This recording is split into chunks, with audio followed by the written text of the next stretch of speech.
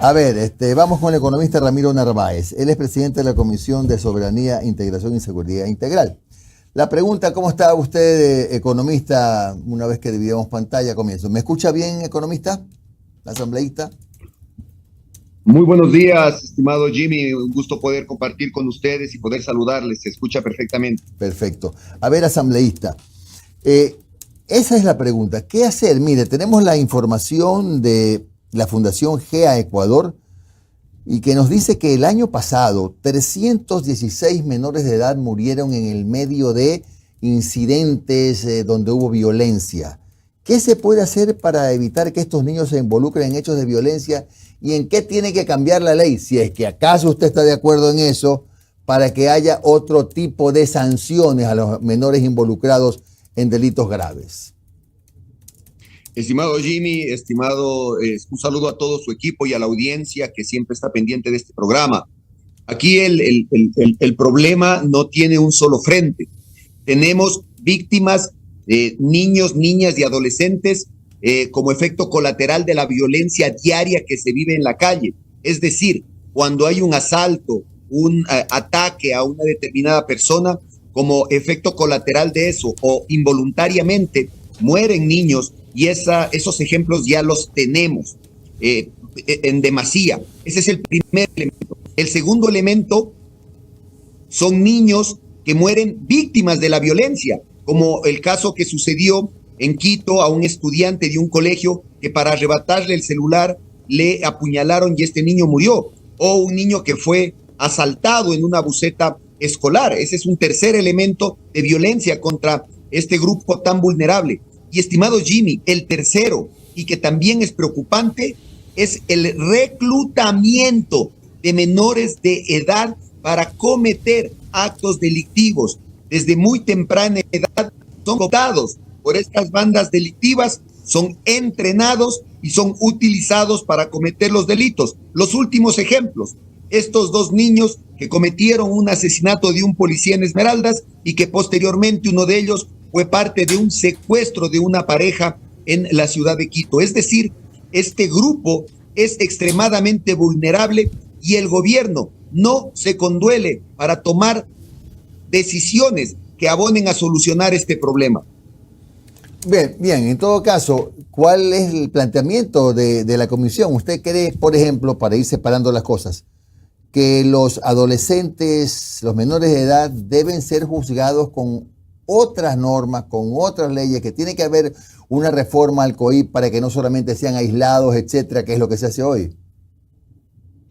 Mire, estimado Jimmy, y usted ya acaba de manifestar algo importante. Cuando un menor de edad comete un delito, no es que la sociedad o el Estado no actúa. Hay un procesamiento especial que permite incluso aislarlos de la sociedad para que entren a un proceso socioeducativo y tengan una oportunidad de tener una formación, de poder ser atendidos por especialistas y reinsertados a la sociedad. Aquí hay que eliminar algunos mitos. Que un menor de edad comete un delito y no pasa nada y se va a su casa, eso es falso. Hay un programa socioeducativo que incluso puede llegar hasta 8 años en donde un menor puede estar separado de la sociedad. Yo, en lo personal, bajo ningún concepto, considero que los menores deben ser juzgados como mayores de edad. El acto de violencia que ellos cometen es el resultado del abandono del Estado a estos niños. Estimado Jimmy, ¿cómo puede ser posible que en el Ecuador el 40% de nuestros niños, niñas y adolescentes vivan en extrema pobreza? Mire un dato preocupante, Jimmy. Cuando nosotros hablamos del total de embarazos que hay en el país, el 16% de embarazos que hay son de menores de edad. Esa es la realidad que vivimos. La cantidad de niños y de jóvenes que no van a los colegios, a las universidades, es impresionante.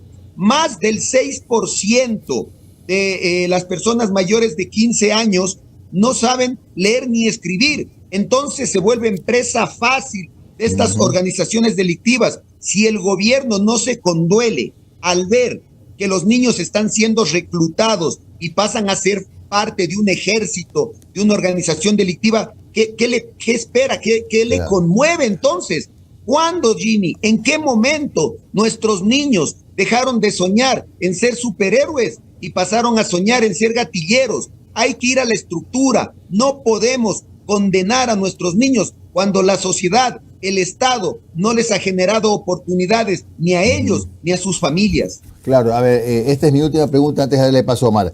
Ahora, ¿quién está haciendo el seguimiento de que efectivamente estos niños que cometen delitos y son aislados estén en un proceso realmente bueno de rehabilitación? Porque no sé si estoy a lo mejor un poco mal informado, pero poco se conoce sobre estos procesos, como usted dice, llegan hasta 8 años. ¿Quién hace el seguimiento de eso? Sí, mire, este es un tema amplio. En esta parte en específico quiero comentarle que esta comisión ha venido trabajando de manera intensa, no únicamente en este punto, sino para tratar de resolver la ola de violencia que hay en el Ecuador y entregar a las instituciones herramientas que les permitan actuar de mejor manera. Esta comisión le entregó al Ejecutivo, y digo al Ejecutivo porque él manifestaba que si no tiene una ley del uso legítimo de la fuerza, no puede actuar contra la delincuencia. Se la entregamos, Jimmy, le entregamos esta ley, entregamos una ley para fortalecer a las Fuerzas Armadas, y la semana pasada aprobamos una ley en donde se reforman varios cuerpos legales. Una de esas reformas, estimado Jimmy, va directamente con la inquietud que usted ha planteado, y es la reestructura absoluta del sistema de rehabilitación social, que es el responsable también de administrar estos centros para los adolescentes. Nosotros hemos planteado una reestructuración absoluta y que, como ya está en la ley, hoy sí el gobierno tiene que cumplir con esa reestructuración. Yo le recuerdo que a inicios de nuestro periodo hicimos un amplio análisis del sistema de rehabilitación social, un informe que fue incluso reconocido en su calidad por organismos internacionales, pero eran recomendaciones que le hacíamos al gobierno, pero el gobierno no las tomaba en cuenta. Hoy, como ya está en la ley, tiene que acatar esa reestructuración del sistema de rehabilitación social. Y algo adicional, Jimmy, porque una cosa es hacer el análisis, cuestionar, quejarnos, asombrarnos por las cosas malas que pasan en el país, pero otra cosa es sentarse a trabajar y a buscar soluciones.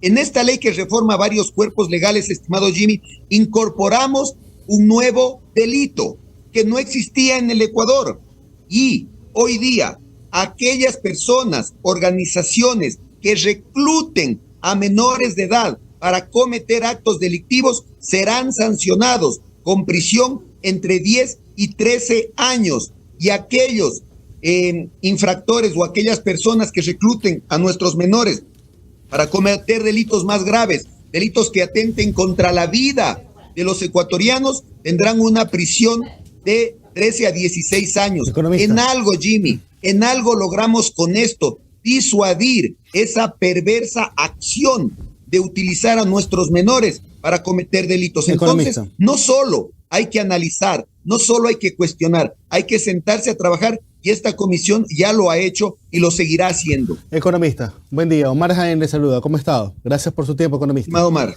A ver, sí, yo comparto con usted. Ya esa muletilla que utiliza el gobierno de que sí que la Asamblea no hace nada, oiga, le han dado las leyes que han pedido en materia de seguridad, les han dado.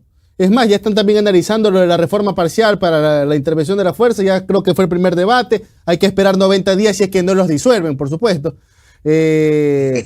Hay que esperar para el segundo debate y votación, así que esa muletilla se cae por su propio peso. Pero ahora, yo le quiero plantear una pregunta que es muy común, y me gustó esa frase que usted dijo en la primera respuesta, dijo, hay que derribar mitos con respecto a este tema. A ver, ¿es así o no lo que le voy a plantear? Digamos, y ojo, ojalá sea un caso hipotético, un niño de 12 años es reclutado por una banda que comete un delito, un asalto, digamos, a una agencia bancaria. Ese niño de 12 años es el campanero que está con un arma. Y por su nerviosismo, inexperiencia y toda esta cuestión, le dispara a alguien en el delito. Y esa persona muere. ¿Ok? Estoy planteando toda una situación hipotética. ¿Qué ocurre con ese niño? Y la gran pregunta que todo el mundo se hace, cuando llega a los 18 años, ¿sale libre o no?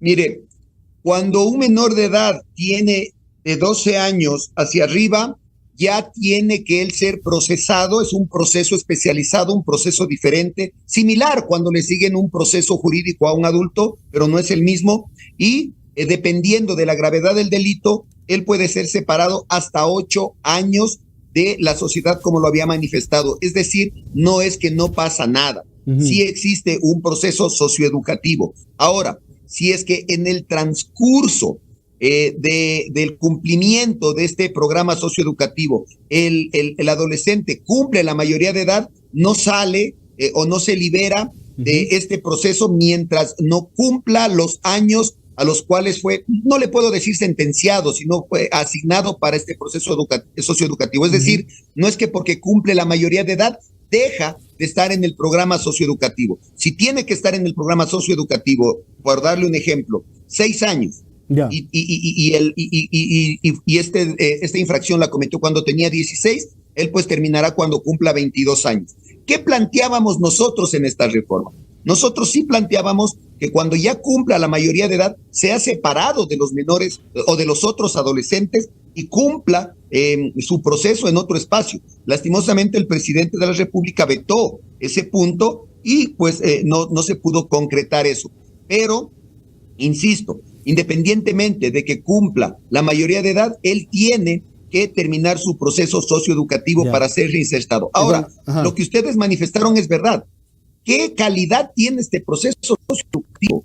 Efectivamente garantiza las herramientas necesarias para que este adolescente pueda ser reinsertado a la sociedad. Por eso hemos trabajado en estas reformas al sistema de rehabilitación social para que se garanticen procesos adecuados. Y solo quiero comentar algo adicional, porque usted manifestaba que esta asamblea sí ha entregado leyes. Quiero manifestarle que vienen muchas más leyes. Viene la ley de inteligencia y contrainteligencia para fortalecer al CIES.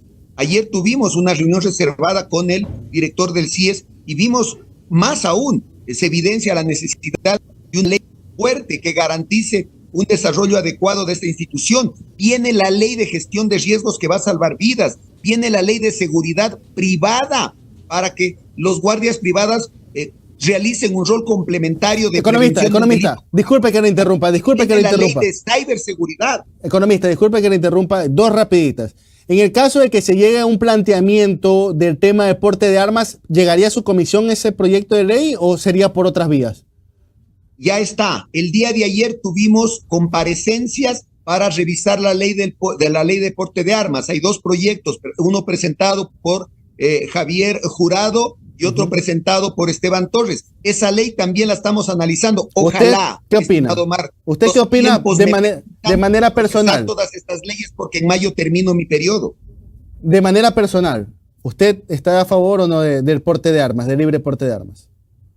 Le voy a dar mi criterio personal. Sí. Estimado Omar, armar a la población para que se autodefienda es reconocer que el Estado no fue capaz de garantizarnos la seguridad que los ecuatorianos necesitamos. Armar a la sociedad lo único que podría generar es más violencia. Y aquí hay que entender varios aspectos. Si es que se aprueba una ley en donde se permita libremente la tenencia y el porte de armas, no es que todos los ecuatorianos van a tener acceso a esas armas.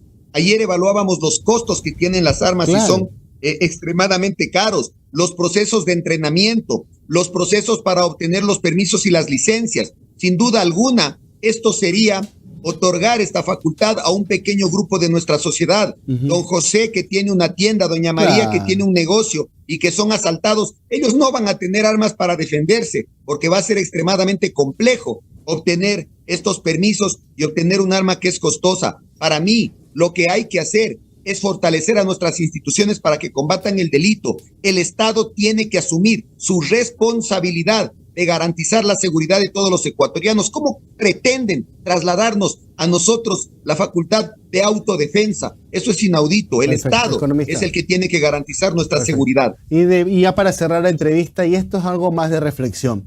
Mire, usted está en una comisión caliente en estos momentos. Usted lidera una comisión que todos los reflectores están hacia ustedes porque hay este framing mediático, ¿no? De que sí, que la asamblea no hace nada, muy aupado por el gobierno, ¿no? Ese también es la excusa del gobierno. Y mucha atención se centra en su comisión. yo supongo que para usted a veces es complicado lidiar con el populismo penal, que también existe, así como existe el populismo político, hay el populismo penal. Y hay momentos en donde cuando hay desesperación en una sociedad como la que vive Ecuador en estos instantes, la gente está tan asustada, con tal miedo por lo que estamos viendo, que ya uno llega a los extremos. Hasta apoyas cosas que probablemente hasta hace 3, 4, 5, 6 años tú no apoyabas. Por ejemplo, pena de muerte, castración química, meter a los niños a las cárceles. ¿Cómo lidiar con el populismo penal? Mire, estimado Jimmy y Omar, esta comisión se ha caracterizado por mantenerse al margen de todo el lamentable show político, enfrentamientos, destituciones, disputas entre bloques, y hemos estado al margen y nos hemos dedicado a trabajar. Es la comisión que más sesiones tiene registradas en este periodo y estamos procesando una cantidad importante de leyes. ¿Cómo hacerlo? Trabajando técnicamente. Primero es la parte técnica y después es la parte política. Suena, usted lo dijo, Omar, usted está muy claro en esto, suena muy atractivo el manifestar, que salgan los militares a cuidar a los ciudadanos y atacar a la que salgan a correr bala, seamos directos, a correr bala. Suena atractivo, pero es una locura. Suena atractivo para algunos sectores que el pueblo se arme y se autodefienda. Suena atractivo para algunos sectores que metamos presos a nuestros jóvenes y adolescentes en vez de generarles oportunidades. Suena atractivo que a una persona que robó un celular se lo condene a 20 años y que llenemos las cárceles de ecuatorianos. Hay que mantener el equilibrio y hay que tener una visión técnica. Y aquí nosotros nos hemos guiado, estimado Omar, principalmente en 3 elementos. El primero, las normas y los estándares internacionales de los cuales el Ecuador está obligado a cumplirlos. El segundo, nuestra Constitución, que pone límites en algunos temas, como por ejemplo los menores de edad. El tercer elemento, el escuchar a todos los sectores involucrados para obtener una visión integral y no una visión que beneficie únicamente a un sector y que perjudique a las grandes mayorías. Yo, por el tiempo que sé que es corto, solo quiero dar un ejemplo de lo que usted me dice. Mire, esto de los menores de edad, infractores y niños, nuestra Constitución prohíbe, limita la posibilidad de que sean juzgados como mayores de edad. Cualquier político, cualquier asambleísta, cualquier ciudadano que le vende a la sociedad esa posible acción de que ellos sean juzgados como mayores está mintiéndole.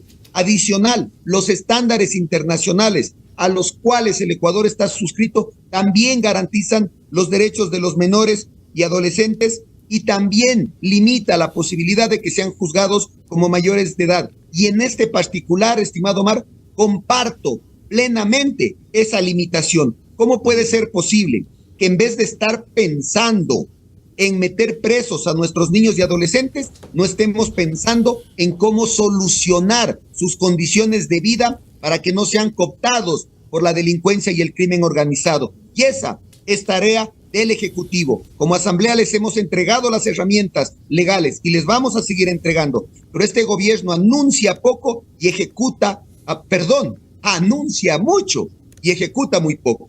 Bien, gracias, economista Ramiro Narváez, asambleísta, presidente de la Comisión de Soberanía, Integración y Seguridad Integral. Que tenga usted un buen día. Gracias, economista.